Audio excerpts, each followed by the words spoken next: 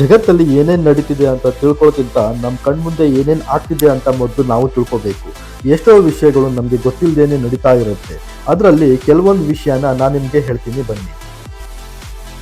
ದಕ್ಷಿಣ ಕೊರಿಯಾದ ಮಹಿಳೆ 960ನೇ ಪ್ರಯತ್ನದಲ್ಲಿ ಡ್ರೈವಿಂಗ್ ಟೆಸ್ಟ್ ಅನ್ನು ಪಾಸ್ ಮಾಡಿದ್ದಾಳೆ.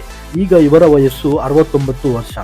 ದಕ್ಷಿಣ ಕೊರಿಯಾದಲ್ಲಿರುವ ಈ ಕಠಿಣ ಡ್ರೈವಿಂಗ್ ಟೆಸ್ಟ್ ಅನ್ನು ನಮ್ಮ ಭಾರತಕ್ಕೆ ಬಂದರೆ ನಮ್ಮವರ ಪರಿಸ್ಥಿತಿ ಏನಾಗಬೇಡ ಹೇಳಿ. 2025ರಲ್ಲಿ ಏರ್ ನ್ಯೂಜಿಲ್ಯಾಂಡ್ ಅನ್ನು ಜಗತ್ತಿನ ಅತ್ಯಂತ ಸುರಕ್ಷಿತ ವಿಮಾನಯಾನ ಸಂಸ್ಥೆ ಎಂದು ಕರೆಯಲಾಗಿದೆ. 17 ವರ್ಷದ ಹಿಂದೆ ಪ್ಲೇನ್ ಟೆಸ್ಟ್ ಮಾಡುವಾಗ ಕ್ರ್ಯಾಶ್ ಆಗಿ 7 ಜನ ತೀರ್ಕೊಂಡಿದ್ರು. ಅದಾದ ನಂತರ ಏರ್ ನ್ಯೂಜಿಲ್ಯಾಂಡ್ನ ಯಾವುದೇ ಪ್ಲೇನ್ ಕೂಡ ಕ್ರ್ಯಾಶ್ ಆಗಿಲ್ಲ. ಇದು ಚಿನ್ನದ ರೇಷ್ಮೆ ಬಟ್ಟೆ.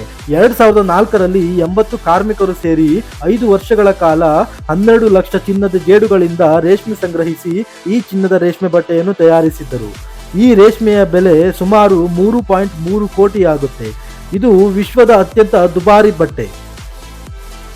ಕೂಲಿ ಕಾರ್ಮಿಕನ ಮಗ ಶ್ರವಣ್ ಕುಮಾರ್ ನೀಟ್ ಪರೀಕ್ಷೆಯನ್ನು ಪಾಸ್ ಮಾಡಿದ್ದಾನೆ. ಈಗ ಈತನದ್ದು ಡಾಕ್ಟರ್ ಆಗುವ ಕನಸು. ತಂದೆ ತಾಯಿ ಬೇರೆಯವರ ಮನೆಯಲ್ಲಿ ಬಟ್ಟೆ ಪಾತ್ರೆ ತೊಳೆಯುವ ಕೆಲಸ ಮಾಡುತ್ತಿದ್ದಾರೆ. ಮಗ ಕಾರ್ಖಾನೆಯಲ್ಲಿ ಕೆಲಸ ಮಾಡುತ್ತಲೇ ನೀಟ್ ಪರೀಕ್ಷೆಯನ್ನು ಪಾಸ್ ಮಾಡಿದ್ದಾನೆ. ಈ ಮಾಹಿತಿಯು ನಿಮಗೆ ಇಷ್ಟವಾದರೆ ಒಂದು ಲೈಕ್ ಕೊಟ್ಟು ಹಾಗೆ ನಮ್ಮ ಚಾನಲ್ ಅನ್ನು ಸಬ್ಸ್ಕ್ರೈಬ್ ಮಾಡ್ತೀನಿ. ಹೀಗೆ ನಾನು ಹೊಸ ವಿಷಯಗಳನ್ನು ತಿಳಿಸ್ತಾ ಇರ್ತೀನಿ. ಧನ್ಯವಾದ.